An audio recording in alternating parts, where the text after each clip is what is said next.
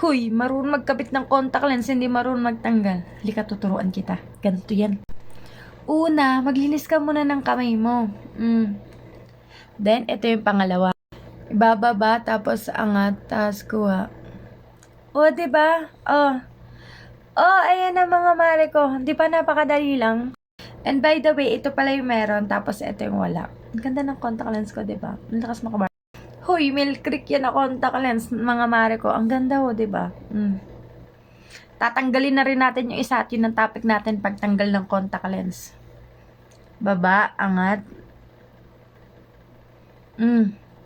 Ayun na siya mga mare ko, diba? Napakadali lang. Basta ang importante, malinis yung kamay mo. Kasi napaka-sensitive ng eyes natin. At syempre, mag-solution ka. I-cleansing mo yung solution mo. I-cleansing mo yung contact lens mo.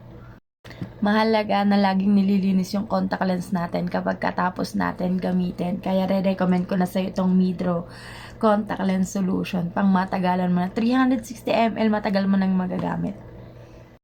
Nasa yellow basket na mga mare ko, huwag kang mahiyang mag-check out. Napaka-affordable pa niyan, baka maubusan ka.